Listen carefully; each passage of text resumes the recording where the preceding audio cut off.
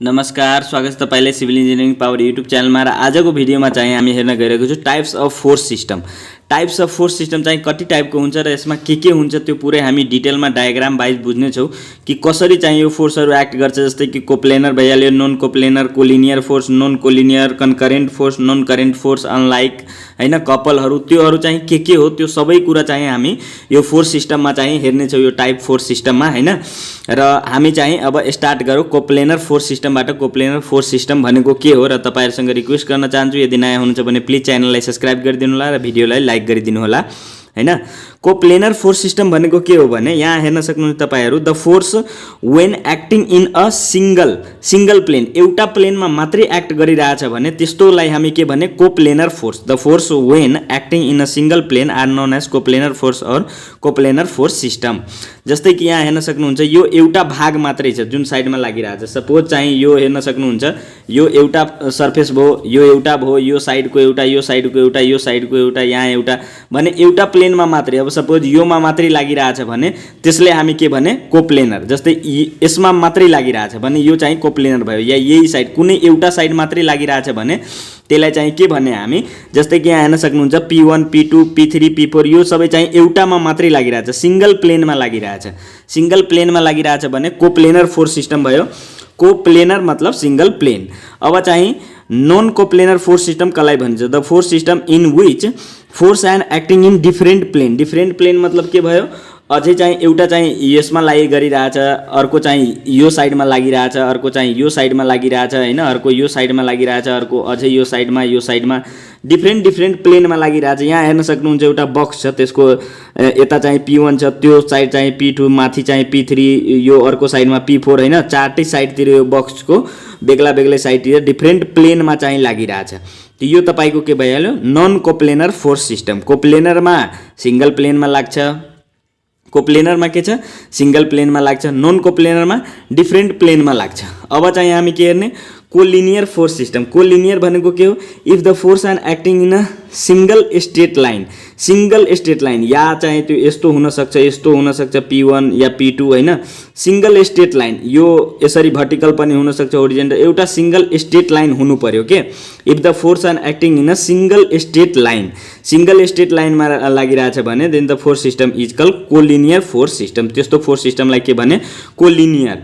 Collinear भनेको के हुन्छ? मतलब एक रूपले समान रूपले बढिरहनेलाई लिनियर भनिन्छ। मतलब एउटा लाइनवाला एउटामा छ भने, सिंगल स्ट्रेट लाइनमा छ भने त्यस्तोलाई हामी के भने? Collinear force system. जस्तै कि यहाँ चाहिँ हेराएको छ। अब चाहिँ के छ 4 नम्बरमा?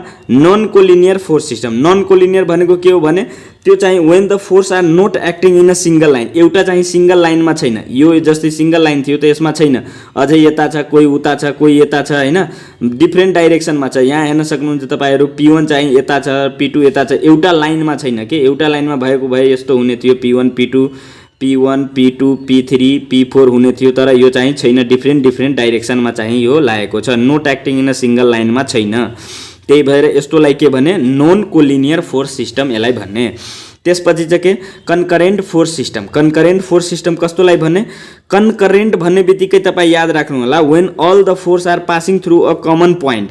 कमन पोइन्ट मतलब मिट एट अ पोइन्ट। एउटा पोइन्टबाट सबै पास भइरहेछ भने यहाँ हेर्न सक्नुहुन्छ P1 P2 P3 P4 सबै चाहिँ एउटै पोइन्टबाट पासिङ भइरहेछ। When all force are passing through a common point, एउटा कुनै कमन पोइन्टबाट पास भइरहेछ या मिट भइरहेछ त्यो लाइनमा भने त्यसलाई हामी के भने? कन्करेन्ट फोर्स सिस्टम भन्ने। ठीक छ। र नन करेन्ट कसलाई भन्ने? जो मतलब when the all force acting are not passing through a common point. Common पोइन्टसँग पास भइरहेको छैन, not meet at a point, एउटा पोइन्टमा छैन। अब यो P2 छ एउटा पोइन्टमा, P3 अर्कोमा छ, P4 अर्कोबाट, P5 सबै चाहिँ अर्को ठाउँबाट सुरु भएको छ। त्यसैले चाहिँ हेर्न सक्नुहुन्छ नन करेन्ट फोर्स सिस्टम भनेको कमन पोइन्टमा चाहिँ not passing through a common point, common पोइन्टबाट पास भइरहेको छैन भने त्यस्तोलाई हामी के भन्ने? तपाईलाई नन कन्करेन्ट फोर्स सिस्टम। ठीक छ। नन करेन्ट फोर्स सिस्टम बुझ्नुभयो। अब चाहिँ हामी अगाडि हेर्छौँ कि लाइक प्यारलल फोर्स र अनलाइक प्यारलल फोर्सहरू के छ हैन।